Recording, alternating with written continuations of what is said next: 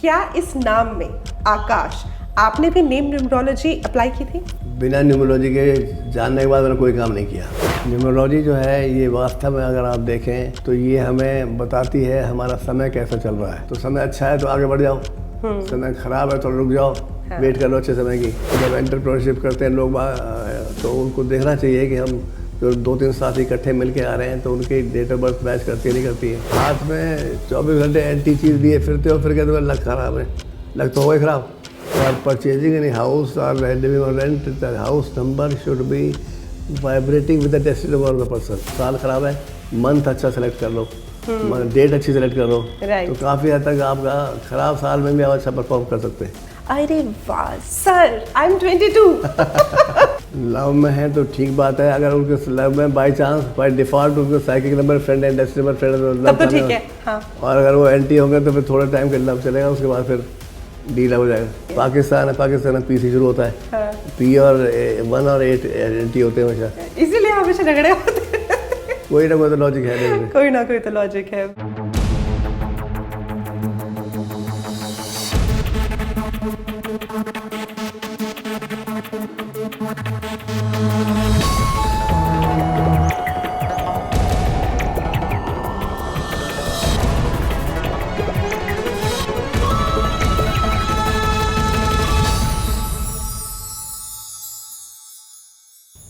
नमस्कार, स्वागत है आपका आपके फेवरेट प्रोग्राम में जिसका नाम है एक मुलाकात शिल्पा भावना के साथ। और आज शिल्पा भावना जहां जिनसे एक मुलाकात करने के लिए आई है वो एक बहुत ही ख़ास शख्सियत है। मैं आपको बता दूं कि इनको जनरली तो हम लोग एज एन एजुकेशनिस्ट जानते हैं, क्योंकि मेडिकल की पढ़ाई हो या इंजीनियरिंग की पढ़ाई हो, उन्होंने उस एजुकेशन के सेक्टर में एक स्टॉलवर्ट का जो मुकाम है वो हासिल किया है। लेकिन मैं आज आपको बताना चाहूँगी कि ये एक ऐसी शख्सियत है जिनकी अपनी डेट ऑफ बर्थ को इंटरनेशनल डे ऑफ न्यूमरोलॉजी यानी कि अंतर्राष्ट्रीय अंक ज्योतिष दिवस के नाम से जाना जाता है, उसे घोषित किया गया है। तो ऐसा क्या खास है इनकी इस डेट ऑफ बर्थ में, और क्यों इनकी डेट ऑफ बर्थ को इतने बड़े नाम के लिए, इतने बड़े दिन के लिए चुना गया?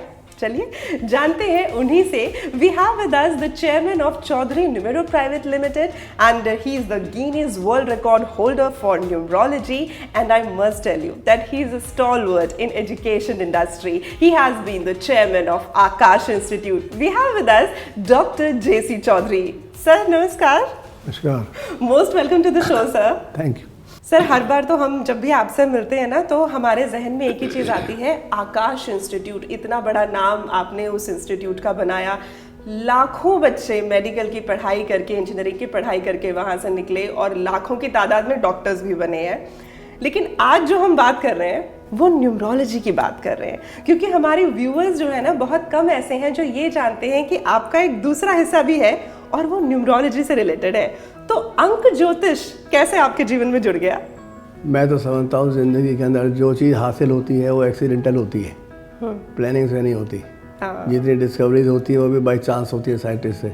ऐसा नहीं कि वो इसको चाह रहे थे, लेकिन कोई ना कोई ऐसा हादसा होता है जिससे एक नई चीज़ निकल के आती है। इसी तरह से मैं भी जब समर वेकेशंस थी तो अपने बच्चों के साथ, वाइफ के साथ अपने ब्रदर इन लॉ को मिलने गया हरिद्वार में। सर, तो वो BHEL कंपनी के अंदर मैनेजर थे, लेकिन उनका न्यूमरोलॉजी एक पैशन था। तो रात को खाना खाने के बाद कहने लगे कि आओ मैं आपको न्यूमरोलॉजी सिखाता हूँ।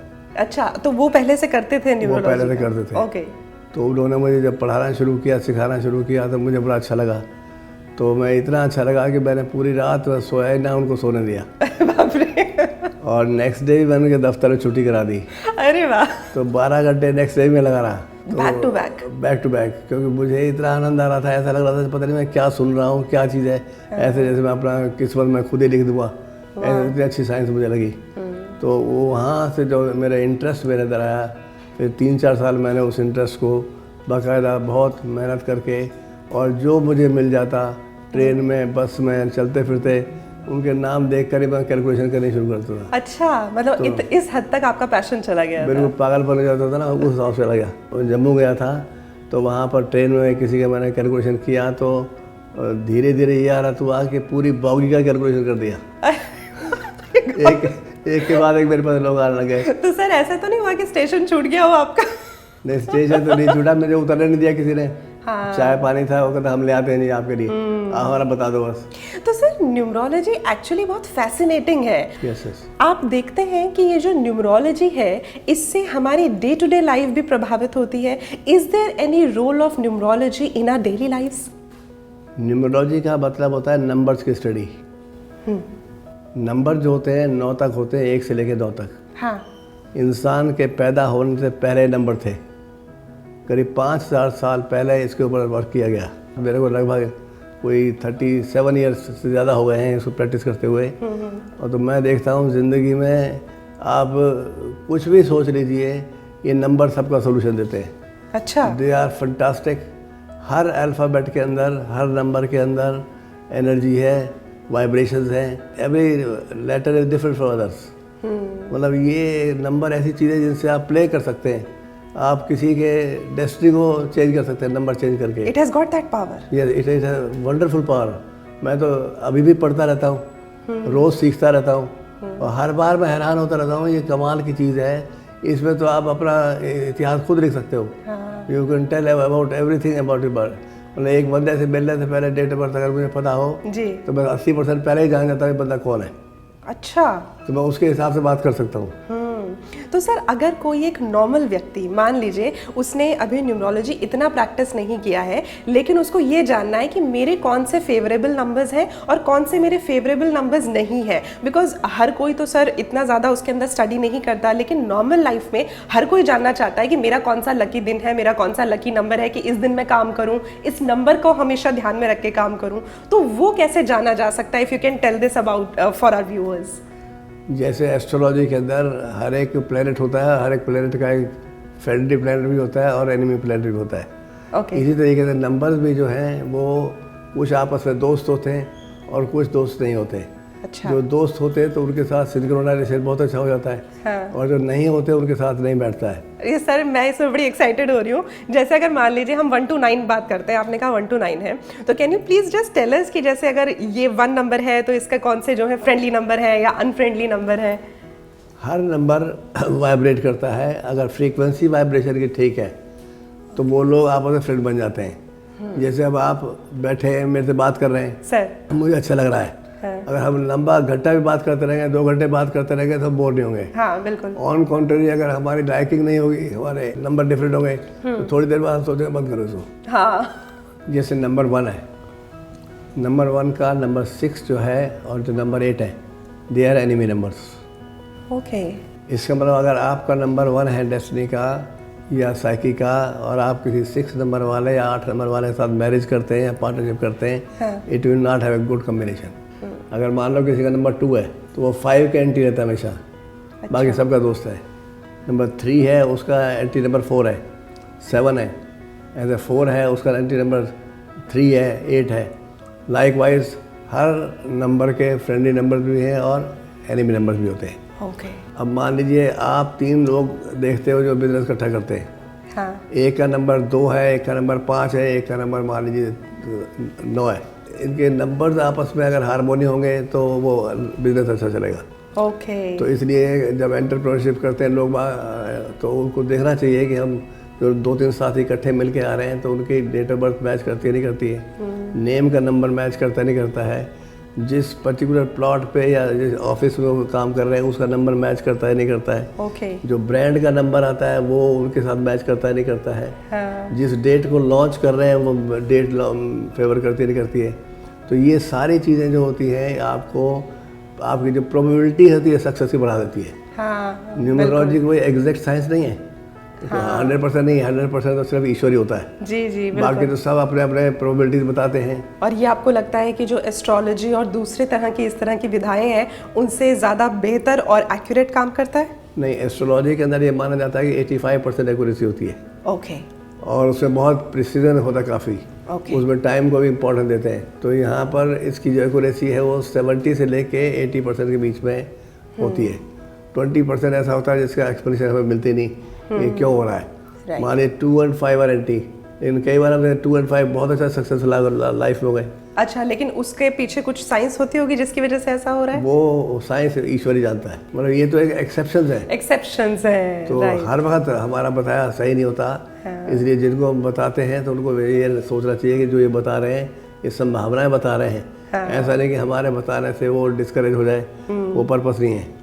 We are telling these are the as per the knowledge we are having, we are telling how better the life can be there. But sir, मैं कहना चाहूँगी कि हमारे केस में तो ये बहुत सही निकला था, because I would like to tell our viewers कि हमारी जो कंपनी है उसका पहले नाम हुआ करता था BKT academy and films private limited. And when we met sir, तो सर को हम लोगों ने अपनी डेट ऑफ बर्थ, हमारे डायरेक्टर्स की जो डेट ऑफ बर्थ है वो सारी शेयर की। और sir then if you remember, आपने फिर हमारा नाम चेंज करके BKT मीडिया प्राइवेट लिमिटेड कर दिया था। Yes, I remember. और उस दिन से ही सर जो पेस पकड़ा है ना हमारे का, आई कैन टेल यू। मैं जो सोचता हूँ कि खाली किताबें पढ़ लिख के एक्यूरेसी से नहीं बताया जा सकता। हाँ। इसके लिए बहुत एक्सपीरियंस चाहिए, सबसे बड़ी बात है। Right. और दूसरी बात, आपको ओकाल्ट साइंस में ब्लेसिंग्स ईश्वर की होनी चाहिए। मैं तो जब सोचता हूँ कि शायद वो सरस्वती मेरी ज़बान पे आके बैठ जाती है, बुलवा जाती है। हाँ। कई बार और वो बातें ऐसी होती हैं कि बिल्कुल सही निकलती हैं। तो I don't take credit of the same. मैं समझता हूँ ऑलमाइटी की कुछ ब्लेसिंग्स हैं जिससे कि ये चीज़ हो जाती है। तो वो जो कहते हैं ना सर कि एक यश भी होता है कई लोगों के अंदर, तो वो यश आपके अंदर मुझे लग रहा है ईश्वर ने दिया है। ईश्वर की वजह से सब कुछ है जी। हमारा काम तो मेहनत करना है, लेकिन उसका रिजल्ट क्या होगा ये तो वही जानता है। तो लोग कंसल्टेशन करते हैं, ऑनलाइन करते हैं, तो हर एक की लाइफ में मैं देख रहा हूँ दुख ही भरे पड़े हैं, प्रॉब्लम ही प्रॉब्लम है। और वो प्रॉब्लम ऐसी है, मैं समझता हूँ अगर ये आदमी में से पहले मिल लिया होता तो उसकी प्रॉब्लम फेस नहीं करनी पड़ती। बट ये न्यूमरोलॉजी के बारे में लोगों को पता ही अभी पिछले 4-5 साल से ज़्यादा हो रहा है। एग्जैक्टली, बिल्कुल। ये साइंस बिल्कुल छुपी पड़ी थी, डस्ट इसके ऊपर पड़ी हुई थी। तो मैंने सोचा ये इसको डस्ट को हटाओ और इसको दोबारा पढ़ो ध्यान से। इसलिए मैंने फिर इंटरनेशनल फोरम बनाया न्यूमरोलॉजिस्ट का। 35 कंट्रीज़ के लोग मेरे फोरम में ज्वाइन कर गए। तो हम सब रिसर्च करते रहते हैं, एक दूसरे से अपने डाउट शेयर करते रहते हैं, क्वेश्चन पूछते रहते हैं कि बताना है तो सही बताना है, नहीं आता बता भी देता, मुझे नहीं आता भी। बिल्कुल बिल्कुल सही बात है, बिल्कुल सही बात है। लोग जो बताते हैं वो कई बार अपने घर में लोगों को नहीं बताते क्या प्रॉब्लम है, लेकिन हमारे पे वो कॉन्फिडेंस कर लेते हैं, यहाँ वो सच बात बोल देते हैं ताकि सोल्यूशन तभी दे पाऊंगा जब सच बोलेंगे। बिल्कुल, एग्जैक्टली। तो इसलिए हमारी रिस्पॉन्सिबिलिटी बहुत बढ़ जाती है। एक आदमी अपनी प्राइवेट चीज़ भी हमसे शेयर कर रहा है तो वो 100% उसको कॉन्फिडेंशियल रखना हमारी ड्यूटी बनती है। बताया किसी एक की बात दूसरे को बता दी, राइट, तो वो बहुत सुसाइडल काम होता है, गंदा काम होता है। So we have to be very very confidential in keeping the information given by anybody in the life. जी सर, जैसा आपने कहा कि ये जो अंक ज्योतिष का, ये जो हम कह सकते हैं विद्या कह सकते हैं इसको, या ये जो न्यूमरोलॉजी है, आपने कहा कि इसके ऊपर डस्ट जमी हुई थी। अभी 4-5 साल से लोगों को इसके बारे में पता चलना शुरू हुआ है। आपने इसके लिए एक इंटरनेशनल फोरम बनाया है, लेकिन जैसा कि मैंने अपने व्यूअर्स को बताया कि आपकी जो रियल डेट ऑफ बर्थ है, उस डेट ऑफ बर्थ पे इंटरनेशनल डे ऑफ न्यूमरोलॉजी घोषित किया गया है। तो उसके पीछे का कारण मैं चाहूँगी कि आप खुद हमारी ऑडियंस को बताएं। एक्चुअली डेट ऑफ बर्थ अगर आपको नहीं पता है तो ढूंढना बहुत मुश्किल काम है। बहुत मुश्किल सर। 84 में जब मैंने इसको सीखा तो 3 साल जब मैंने इसको प्रैक्टिस किया, तो 3 साल के बाद मैंने अपने डेट ऑफ बर्थ जो रजिस्टर में लिखी हुई है उससे मैंने मैच किया अपना करेक्टर। तो मेरी जो स्कूल में लिखी हुई है उससे मेरे कोई करेक्टर नहीं मिलते थे, ना डेट के करेक्टर मिलते थे, ना मंथ के मिलते थे, ना ईयर के मिलते थे। So as an like personality के कैरेक्टर्स, पर्सनालिटी के कैरेक्टर्स, मेरी हैबिट्स, मेरे अचीवमेंट्स, कुछ भी नहीं मिल रहा था। तो मुझे लगा हो रहा हो मेरी डेट ऑफ बर्थ गलत है। तो गलत है तो सही क्या होनी चाहिए। फिर मैंने अपने 5-6 साल के पूरी सारी हैपनिंग्स को नोट किया, इस साल क्या हुआ था, इस साल क्या हुआ, और उसको नोट करने के बाद मैंने रिकन्स्ट्रक्ट किया अपनी डेट को कि ये डेट मेरे नंबर अगर मेरे ये वाले हैं करेक्टर हैं तो ये हो सकते हैं। जैसे मान लो अगर कोई मेरे 9 नंबर करेक्टर है तो 9 का मतलब 18 भी हो सकता है, 27 भी हो सकता है। हाँ बिल्कुल, क्योंकि उनका फिर टोटल करके फिर 9 नंबर आ जाएगा। 9 नंबर है। इस तरह मंथ के करेक्टर भी मैंने मैच किए और ईयर के भी करेक्टर मैच किए, ईयर का जो नंबर आएगा उसको मैच किया। तो मैंने रिकन्स्ट्रक्ट किया अपनी डेट ऑफ बर्थ को। उसके बाद मैंने कहा इसको पूछे क्या से, तो मैंने पेरेंट्स से पूछा। पेरेंट्स को भी पता नहीं थी डेट ऑफ बर्थ क्या है। पहले कहाँ पता होती थी सर? पहले तो मुझे लगता है ज़्यादातर जितने लोग हैं किसी को भी अपनी रियल डेट ऑफ बर्थ नहीं पता होगी। नहीं पता जी। तो मैं फिर जिस गांव में पैदा हुआ था वहाँ पर गया। फिर मैंने किसी एक काफ़ी ओल्ड आदमी से मिला। मैंने कहा भाई यहाँ सिस्टम क्या था, डेट ऑफ बर्थ बच्चों को कैसे लिखी जाती थी। तो उन्होंने हफ्ते में 2 दिन चौकीदार आता था और जिसके घर कोई बच्चा होता था वो सब नोट करके और नियरेस्ट पुलिस स्टेशन के पास जाके लिखवाता था। अच्छा। तो यहाँ ये बच्चे पैदा हुए, तो आपको रिकॉर्ड वहीं पुलिस स्टेशन से मिलेगा। तो फिर मैं पुलिस स्टेशन गया वहाँ पता करने के लिए। उन्होंने कहा ये बहुत पुराना रिकॉर्ड है, हम इसको CMO के ऑफिस भेज देते हैं गुड़गांव में। तो CMO ऑफिस जाइए, वहाँ से पता लग जाएगा। फिर वहाँ से उन्होंने कहा ये गाँव अब फरीदाबाद डिस्ट्रिक्ट चला गया है, तो आप फरीदाबाद CMO पास जाइए। तो मैं फरीदाबाद CMO पास गया, उसको मैंने स्लिप पकड़ा दी, ये रजिस्टर देख लो, ये डेट ऑफ बर्थ मेरी, इसको बंद करिए, इसको खोल के देखो। तो उसने मंथ खोला, ईयर खोला और डेट खोली, तो जो मैं लिख के ले गया था वही डेट पे लिखा हुआ था, लड़का, पिताजी का नाम, दादाजी का नाम। तो this is how I was really surprised. मतलब कैसे एक व्यक्ति जो आपने अपनी डेट ऑफ बर्थ निकाली है वही आपको वहाँ रजिस्टर में मिल जाए? मुझे तो लगा पैदा ही उस दिन हुआ हूँ, सही पूछो तो।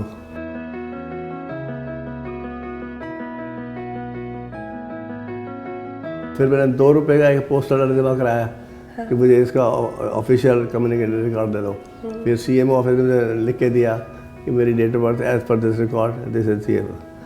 फिर मैंने अपने पंजाब यूनिवर्सिटी अप्लाई किया डेट ऑफ बर्थ चेंज करने के लिए, क्योंकि मैं पहले गवर्नमेंट जॉब करता था, मुझे लगा कि 1.5 साल मेरी नौकरी और हो जाएगी। ओके। तो वो काफ़ी कम्युनिकेशन हमारी हुई उनके साथ। फिर वो कह रहे हैं जब आप 38 ईयर्स के बाद आप आ रहे हैं, डेट ऑफ बर्थ बदल दो। तो हम नहीं बदलेंगे। तो मैंने कहा कोई बात नहीं, चलो मुझे डेट ऑफ बर्थ एग्जैक्ट तो पता लग गई। तो मैंने सारी लाइफ की प्लानिंग उस डेट ऑफ बर्थ से कर दी। तो ये मुझे बहुत एडवांटेज हुआ है। मुझे really feel lucky enough to, बच्चे पैदा हो रहे डेट ऑफ बर्थ सबको पता ही है। लेकिन जिसके पास जो चीज़ नहीं होती उसी का ही क्रेज होता है। हाँ, बिल्कुल। मेरे पास नहीं थी तो मैं इसके लिए बहुत चाहता था। सर ये कहीं ना कहीं एक ऐसी चीज़ है ना कि उस दिन शायद आपने अपने अस्तित्व को दोबारा से ढूंढ लिया। अभी जैसे आपने बोला कि मुझे लगा मैं पैदा ही उस दिन हुआ हूँ, तो वो जो भाव है मैं आपके चेहरे पे फील कर पा रही थी।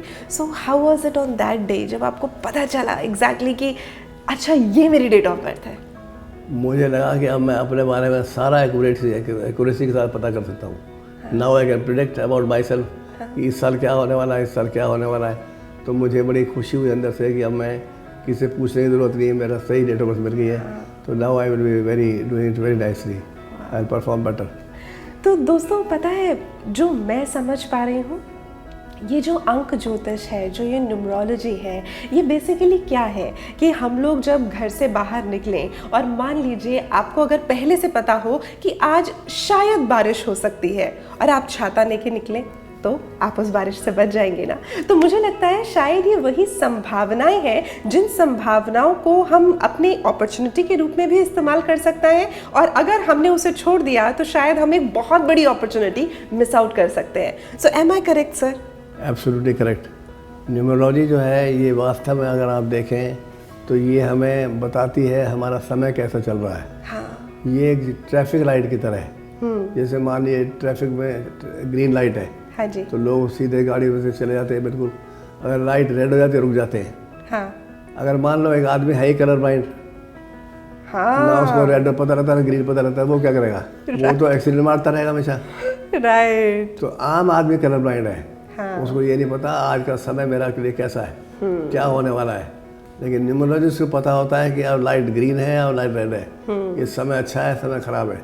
तो समय अच्छा है तो आगे बढ़ जाओ, समय खराब है तो रुक जाओ, वेट कर लो अच्छे समय की। राइट। तो 2 तरह से हम पैसा कमा सकते हैं। एक तो कमा सकते हैं बिजनेस को बढ़ा के, और दूसरा बिजनेस के जो फेल होने के चांसेस है उनको रिड्यूस करके वही पैसा बच जाता है।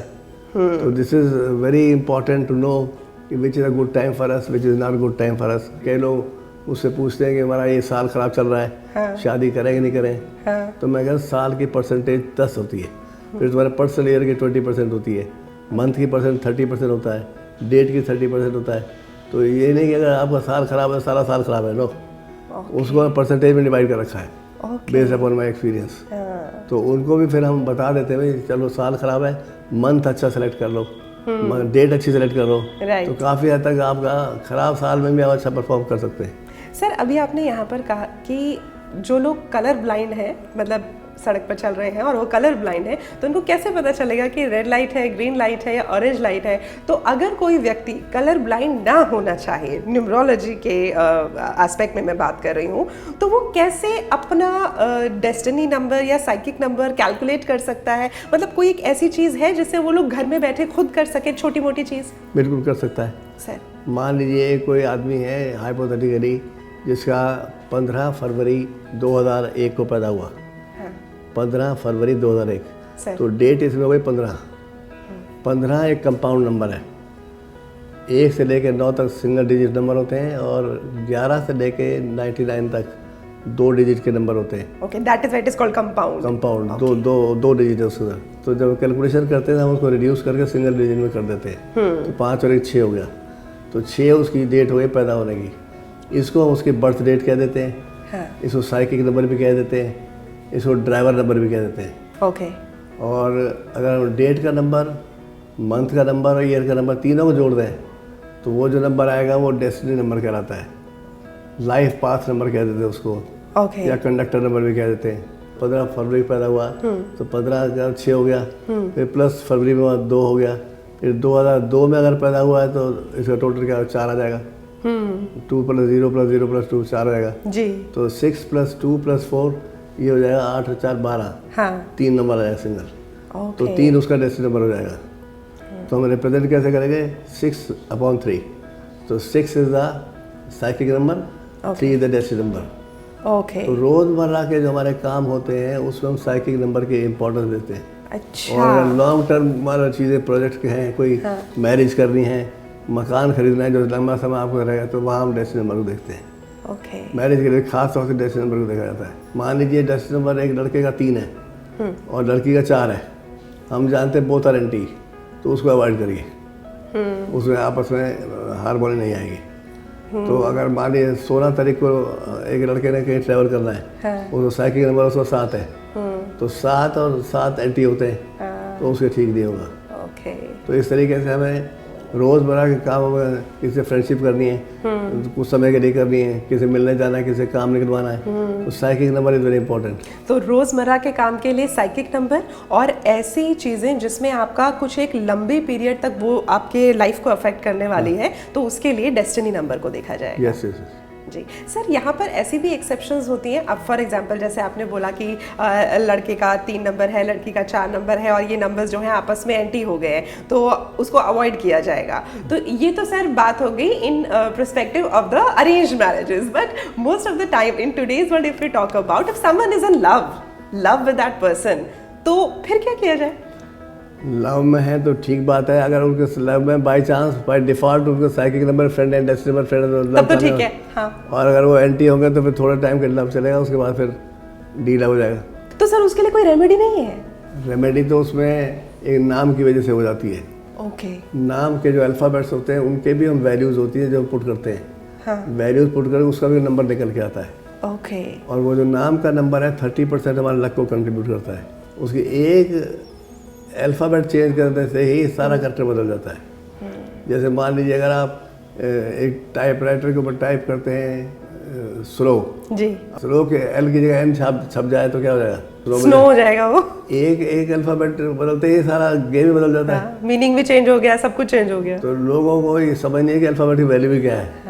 तो इसलिए हमेशा देखना चाहिए कि जो ऐड करके अल्फ़ाबेट्स को जो नंबर आए वो साइकिक का और डेस्टिनी का दोनों का फ्रेंड होना चाहिए। मान लो किसी का नंबर वहाँ पर 5 आ गया नाम का और उसकी डेट ऑफ बर्थ है 1/4। हाँ। एक साइकिक नंबर है, 4 डेस्टिनी है। हाँ। तो 5 1 का भी फ्रेंड है, 4 का भी फ्रेंड है। हाँ। तो ही इज लकी। ओके। तो 70% तो डेट ऑफ बर्थ कंट्रीब्यूट करती है, 30% नाम करता है, तो इसका 100% आ गए। इसको इसकी लाइफ के अंदर प्रॉब्लम बहुत कम होगी और कम मेहनत से ज़्यादा इसको रिटर्न मिलेगा। Immunity are lucky. राइट। और अगर मान लो डेट ऑफ बर्थ हम देखते हैं वो 4/8 है। हाँ। तो एंटी है आपस में, एंटी है। तो 4/8 एंटी है, इसका मतलब ज़्यादा मेहनत करेगा तो कम रिटर्न आएगा। हाँ। और ऊपर से उसका 7 नंबर मान लीजिए अगर देखते हैं उसका नाम का है तो डेस्टिनी के साथ 8 एंटी है। हाँ। तो हम नाम को अगर ऐसा कोई नंबर देते हैं जो दोनों का फ्रेंड हो, जैसे 5, हाँ। तो उसमें अल्फाबेट चेंज करके 5 4 का भी फ्रेंड है, 8 का फ्रेंड है। सो दैट इज वाई जो लोग हैं अपना नाम बदलते हैं बहुत बार। हाँ। तो ये उसका बहुत बड़ा कारण है। नेम न्यूमरोलॉजी इसको हम कहते हैं। हाँ कि काफ़ी नाम बदलने से उनके कैरेक्टर बदल जाते हैं। हाँ। और उनके अंदर पॉजिटिविटी बढ़ जाती है। तो सर जब आकाश इंस्टीट्यूट आपने शुरू किया था, क्योंकि मैं अपने दर्शकों को बता दूं कि डॉक्टर JC चौधरी, जिनको हम लोग as a chairman of Aakash institute जानते रहे हैं, मेडिकल और इंजीनियरिंग में इनका इतना बड़ा नाम है, मैं आप सभी लोगों को बता दूं कि आपने आकाश इंस्टीट्यूट को शुरू करने से पहले ही न्यूमरोलॉजी शुरू की थी। तो सर मैं आपसे जानना चाहूँगी, क्या इस नाम में आकाश आपने भी नेम न्यूमरोलॉजी अप्लाई की थी? बिना न्यूमरोलॉजी के जानने के बाद मैंने कोई काम नहीं किया। ओके। और हार्डवर्क तो बहुत किया, सभी ने करते हैं, लेकिन हार्डवर्क के अलावा जो सक्सेस का पैरामीटर है वो डिपेंड करता है तुम्हारी किस्मत कैसी है। तो मैंने किसी बिल्डिंग को लेना है कॉलेज के लिए, तो प्लॉट नंबर उसका क्या है, फीस का टोटल नंबर क्या बन जाता है, स्टाफ जो अपॉइंट किया उनकी डेट ऑफ बर्थ मेरे से हारमोनी है कि नहीं है, कंपनी के साथ मैच करती है कि नहीं करती है। तो वो मैं पहले तो 5-6 साल तो ऐसे थे जिनमें बच्चे कम होते थे, 30 बच्चे हुए, 50 हुए। तो मैं उनका रिजल्ट भी सबका पहले कैलकुलेट करके रख लेता था। अच्छा।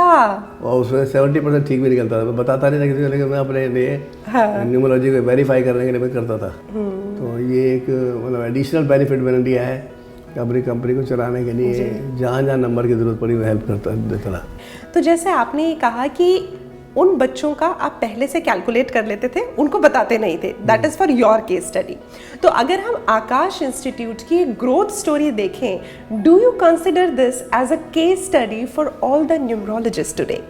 Definitely, no doubt about this. ये तो प्रूवन फैक्ट है। जो मैंने सीखा उसको इम्प्लीमेंट किया और उसके रिजल्ट मुझे अच्छे मिले। क्योंकि आपने ये जो चीज़ बोली कि एक जब आपको लंबे समय के लिए कोई चीज़ लेनी है तो उसके लिए आपको एक स्टडी करनी पड़ेगी फॉर योर डेस्टिनी नंबर, कि आपका डेस्टिनी नंबर के हिसाब से आपको पता चलेगा। तो आप इस चीज़ को रेकमेंड करते हैं सभी लोगों के लिए कि जब बच्चा अपनी पढ़ाई कर रहा है, अपनी पढ़ाई की स्टेज में है, तो उस वक्त एक बार उनके डेस्टिनी नंबर का न्यूमरोलॉजी के आधार पर निकाल के ये ज़रूर देख लें कि उसको कौन सा करियर सूट करता है, आगे जाके कौन सी दिशा में उनको जाना है, अपना बिजनेस करना चाहिए या जॉब में जाना चाहिए। ये सब कुछ आपको लगता है कि अर्ली इयर्स में किया जाना चाहिए? डेस्टिनी नंबर के द्वारा कैरियर डिसाइड होता है हमेशा।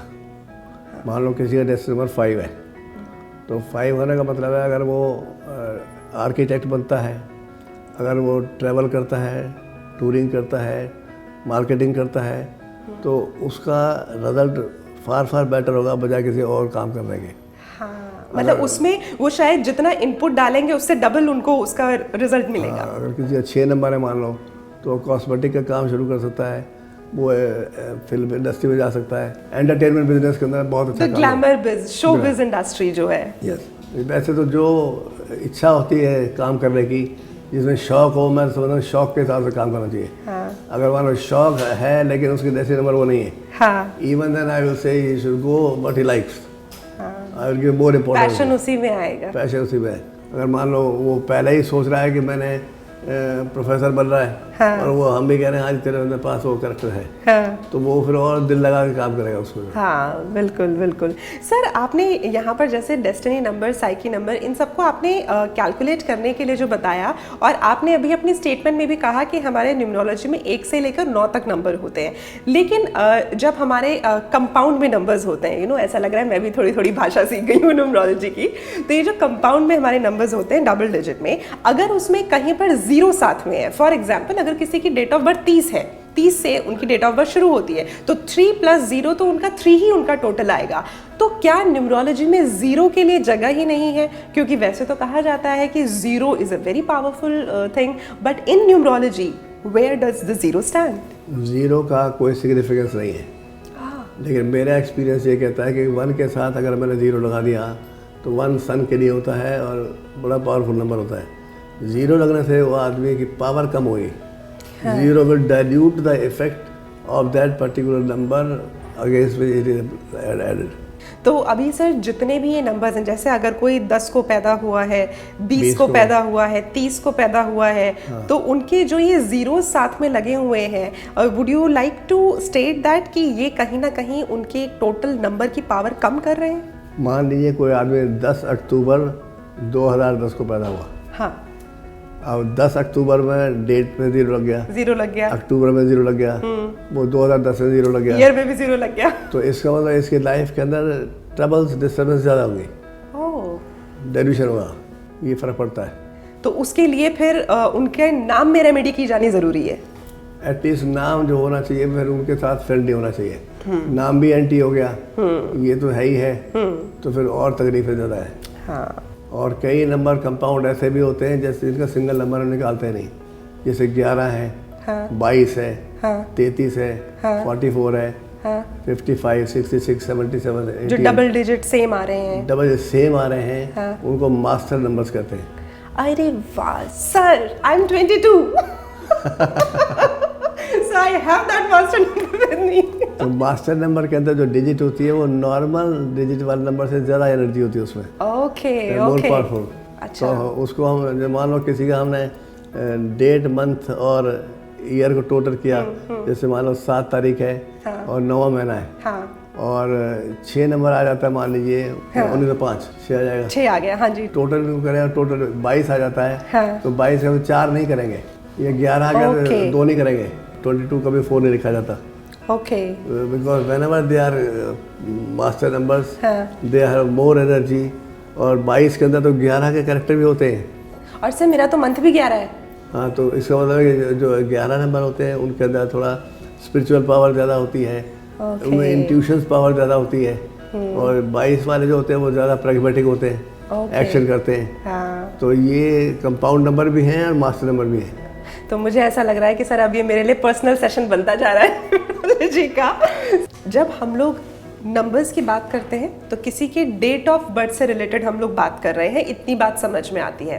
तो यहाँ पर मैं आपसे जानना चाहूँगी, क्या नाम में जो अल्फ़ाबेट्स यूज़ होते हैं उन अल्फ़ाबेट्स के लिए भी कोई नंबर्स दिए गए हैं? Because when we talk about the numbers it's just the numbers, but when we talk about the alphabets तो उसमें कॉन्सोनेंट्स भी होते हैं और वोवल्स भी होते हैं। तो क्या उनकी अलग अलग सिग्निफिकेंस है और कैसे उनके नंबर जो है कैलकुलेट होते हैं? अल्फ़ाबेट्स की जो वैल्यू होती है वो अलग अलग न्यूमरोलॉजिस्ट ने अलग अलग दी है। अच्छा, जैसे पाइथागोरस का नॉमेनक्लेचर देखा जाए तो उसने नंबर अलग दिए हैं, और जो कैनेडियन सिस्टम जो मैं फॉलो करता हूँ उस नंबर अलग दिए हैं। तो एक आदमी की मैंने कैलकुलेशन की इंडिया में कैनेडियन सिस्टम से, वही आदमी अमेरिका जाके पाइथागोरस सिस्टम से कैलकुलेट कराएगा तो बिल्कुल डिफरेंट होगा। ओके, और इसलिए मैंने एक प्रोजेक्ट यहाँ शुरू किया था इंटरनेशनल फोरम में कि यूनिवर्सल सिस्टम ऑफ न्यूमरोलॉजी बनाया जाए। इस पर रिसर्च की जाए सारे न्यूमरोलॉजिस्ट कि एक ही हो, दो तरह के सिस्टम फॉलो करने से इंसान कंफ्यूज होता है कि अब इसकी बात मानूँ या इसकी बात मानूँ, जो वैल्यूज़ बदल जाती है, सब करेक्ट बदल जाते हैं। एग्जैक्टली। तो जो हमारे वोवल्स होते हैं जैसे ए ई आई, ये वोवल्स हैं। हाँ जी, ये वोवल्स जो होते हैं वो इंसान के अंदर की बात बताते हैं। अच्छा। मान लो वोवल से अगर मैं ऐड करूँगा ए की वैल्यू 1, आई की वैल्यू 1, लाइक ई की वैल्यू 5, और बारे वोवल्स का जो उसके नाम है उसका नंबर 8 आता है, हाँ, और कॉन्सोनेंट को जब मैं करता हूँ उसका नंबर 6 आता है। हाँ, तो सारी दुनिया को वो आदमी 6 नंबर दिखाई देगा, हाँ। अंदर से वो 8 नंबर है। Okay, so it's about an inner personality and outer personality. Yes. तो किसी आदमी का आपको इनर पर्सनैलिटी पता है कि ये आदमी ऐसा है, तो आप उसके साथ प्ले कर सकते हो, आम आदमी को पता नहीं होगा, तो वो सब जगह ये दिख रहा है जैसे वैसा ही है। हाँ, लेकिन न्यूमरोलॉजिस्ट को ये पता होता है दिख रहा है जो ये है नहीं, अंदर से ये चीज़ है। तो आपको इनर ट्रेट्स पता चलेंगे अगले व्यक्ति के। यस। वाओ। तो सर ये जो नंबर्स हैं इसमें क्या हर व्यक्ति को कुछ ऐसे रेमेडियल नंबर्स पता होने चाहिए कि मेरा घर इस नंबर का होना चाहिए या मेरी कार का ये नंबर होना चाहिए? बट इवन देन आजकल तो हम सुनते आए हैं कि मोबाइल के भी नंबर्स जो है लोग कैलकुलेट करके कई बार लेते हैं। So how do you see this? Car का जो नंबर है बहुत इंपॉर्टेंट होता है, उसमें सारे नंबर का टोटल किया जाता है। जैसे DL4C5029, तो D की वैल्यू, L की वैल्यू, 4C की वैल्यू, ये पुट करके जो भी नंबर आता है वो हमारे साइकिक नंबर के साथ फ्रेंडली होना चाहिए। और अगर मान लो मकान है H22, हाँ, तो 22 का टोटल है 4 और H का वैल्यू 5, तो 9 आ गया। 9 आ गया। जैसे C15 बता दिया, C15 का नंबर भी 9 आ जाता है। हाँ, तो अगर उस इंसान का डेस्टिनी नंबर 9 का फ्रेंड है तो उसके लिए ठीक है। For purchasing any house or living on rent, the house number should be vibrating with the destiny number of the person. Okay, और जब ये कार लेना है, मोबाइल लेना है, वो नंबर साइकिल के साथ होना चाहिए। Wow, so this is such a learning for all of you. भाई अगर आप बिल्कुल डिटेल में न्यूरोलॉजी नहीं स्टडी कर पा रहे हैं, लेकिन ये कुछ छोटी छोटी रेमेडीज हैं जो हमें पता होनी चाहिए, क्योंकि इससे हमारी लाइफ आसान बनती है। आप देखिए, टेलीफोन एक ऐसी चीज़ है जो कि मोबाइल नंबर जो कि 24 घंटे हमारे साथ रहता है। यस। अगर वो नंबर उसका साइकिल जो ऐसे एंटी पड़ता है, हाँ। मान लो टोटल हम नंबर करते हैं, मोबाइल नंबर 67 आया, तो सारे नंबर मिला के 67 को फिर ऐड करेंगे, 6 और 7 13 13 का 4 आया। हाँ। और ये तो हमारा हो गया नंबर ऑफ मोबाइल। हाँ। और वो आदमी पैदा हुआ 8 तारीख को, तो एंटी हो गया। एंटी हो गया। तो आप हाथ में 24 घंटे एंटी चीज़ लिए फिरते हो, फिर कहते हो लग खराब है, लग तो हो गई खराब। राइट। तो सबसे इम्पोर्टेंट टेलीफोन नंबर, क्योंकि वो हर वक्त हमारे साथ रहता है और यूज़ भी करते हैं। तो we should see that we can change our number without any problem. और फिर चेंज करके दूसरा नंबर फेवर करता है। हाँ। मकान कई बार लेने के बाद चेंज नहीं होते क्योंकि बहुत कॉस्टली होते हैं। जी। तो उसके केस के अंदर जो थोड़ा सा उपाय होते हैं जो बताए जाते हैं, तो वो भी थोड़ा किया जाता है। बट लेते समय ध्यान रखना चाहिए कि मकान का नंबर डेस्टिनी के साथ मैच करना चाहिए। जैसे 26 नंबर है, वो डेस्टिनी से मैच कर रहा है, लेकिन ब्लॉक बी लगाते ही वो डेस्टिनी का एंट्री हो जाता है। हाँ, क्योंकि उसमें फिर 2 नंबर और ऐड हो गया, B is in like 2 number. या तो आइडियली क्या है कि जो 70% वेटेज है वो नंबर की है। हाँ। वो मैच करना चाहिए। अगर ब्लॉक नंबर ऐड करके मैच नहीं करता है तो चलेगा, ओके।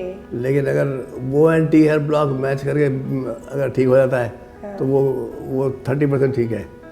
तो आइडियली नंबर मैच करे, ब्लॉक के साथ मैच करे, वो लेना चाहिए। और सर कुछ लोगों को ऐसे होता है कभी कि जैसे हम अपना काम आगे बढ़ाना चाहते हैं, तो अगर उन्हें अपने देश से बाहर जाके किसी देश में काम करना है या फिर अपने ही देश के कौन से हिस्से में काम करना है, क्या ये सब चीज़ें भी नंबर से प्रभावित होती हैं? बिल्कुल होती हैं। मान लीजिए एक शहर के अंदर एक नाम है राजेंद्र नगर। हाँ।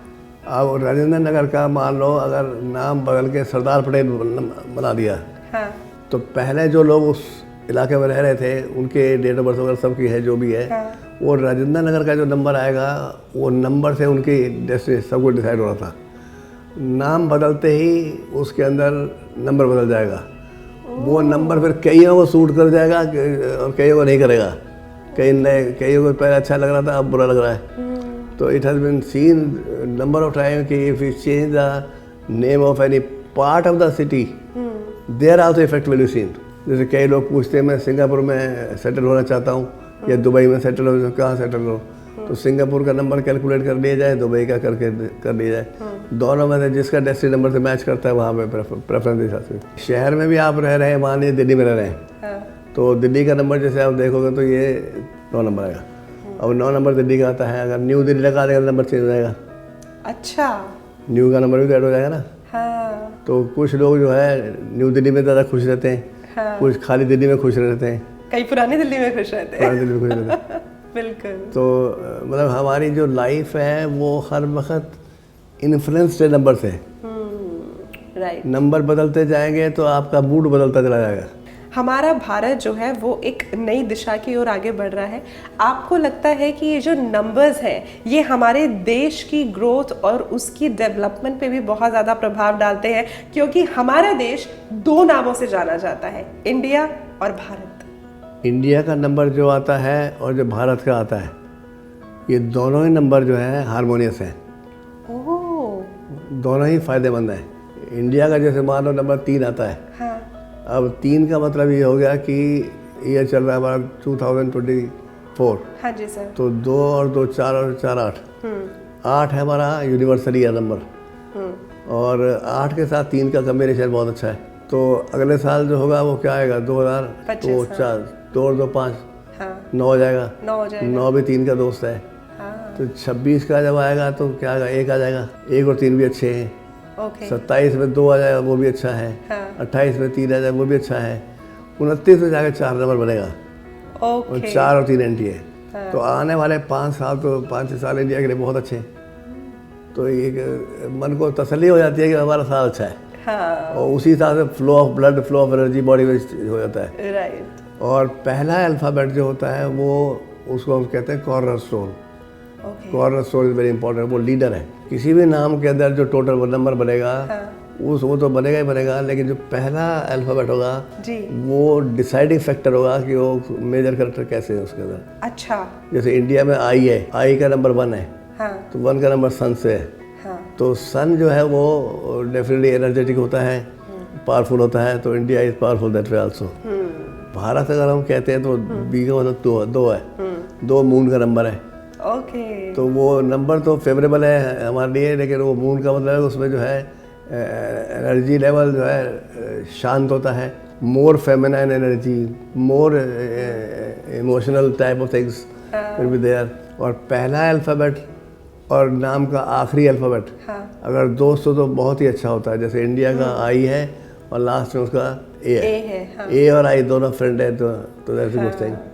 अब आपने जैसे मान लो रशिया है, उसके साथ इंडिया के रिलेशन कैसे है, तो उसका आर से शुरू होता है, हमारा आई से शुरू होता है। They are friendly planet. अगर यूएस से देखते हैं तो यू का वैल्यू 6 है, 1 का एंटी है। लेकिन अमेरिका लिखते हैं ए की वैल्यू 1 है, वो फ्रेंडली है, वो फिर फ्रेंडली है। पाकिस्तान है पी से शुरू होता है। पी और 1 और 8 एंटी होते हैं हमेशा, इसीलिए हमेशा झगड़े होते हैं। कोई ना कोई तो लॉजिक है। कोई ना कोई तो लॉजिक है, बिल्कुल बिल्कुल। 8 नंबर जो है डिस्ट्रक्टिव नंबर होता है, पीसफुल नहीं होता। तो हमेशा आप देखेंगे जो पी जिनका नाम से स्टार्ट होता है उनके लाइफ में सक्सेस बहुत अच्छी नहीं होती है, उनके अंदर प्रॉब्लम ज़्यादा आती है, रुकावटें ज़्यादा आती हैं। तो बीच में पी आ जाता है कोई बात नहीं, स्टार्टिंग नहीं होना चाहिए, ऐसा मेरा मानना है। तो सर ऐसे कौन कौन से अल्फ़ाबेट्स हैं जिनसे जब नाम शुरू हो तो फिर वो बहुत ज़्यादा पावरफुल रहता है? जैसे 5 नंबर जो रहता है वो बहुत अच्छा रहता है, बिजनेस के अंदर भी, वैसे अडेप्टेशन के अंदर भी। तो जैसे एच है, ई है, एन है, एक्स है, इनके सबके नंबर 5 है। ए है तो ए है, 1 सन का नंबर है, वो भी अच्छा है। अगर आप चाहते हैं कि कोई आदमी थोड़ा सा ऑलराउंडर हो और परफेक्ट हो, तो उसमें 9 नंबर उसके लिए होता है। 9 नंबर का जो न्यूमरोलॉजी हम कराते हैं उसमें किसी अल्फ़ाबेट को 9 नंबर दिया ही नहीं है, 9 नंबर है ही नहीं। पाइथागोरस में 9 नंबर दिया हुआ है किसी अल्फ़ाबेट्स को, इसमें नहीं दिया गया है। अगर कोई फिलोसफर बनना चाहता है, फिलोसफर बनूँ और स्पिरिचुअलिज्म बनाऊँ, तो 7 नंबर के लिए वो चले जाते हैं। 3 है तो एजुकेशन के अंदर चला जाएगा, टीचर होगा, प्रोफेसर होगा, लाइक दिस। बृहस्पति का होता है तो अच्छा रहता है। तो नंबर मतलब कोई आप फील्ड ऐसा नहीं है, कोई चीज़ जिसमें कि नंबर का रोल नहीं है। और इसमें कभी भी 16 आने कॉन्फिडेंस के साथ, ऑथोरिटी के साथ नहीं कहना चाहिए, because you are not the god. Yes. हमसे गलती हो सकती है। So I think this would be a learning for all the numerologists over there जो अभी प्रैक्टिस कर रहे हैं, तो उनके लिए कि बहुत बड़ी सीख है कि थोड़ा सा संयम से काम करना ज़रूरी है। देखो जो लोग आ रहे हैं आपके पास, हमारे पास, वो कोई खुश लोग तो है नहीं, परेशानी है, कुछ ना कुछ परेशानी तो उनकी है।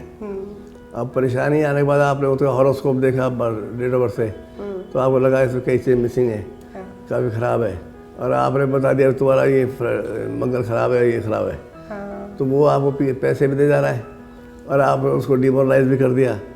तो you are a worst numerologist. We have to see the psyche of a person also.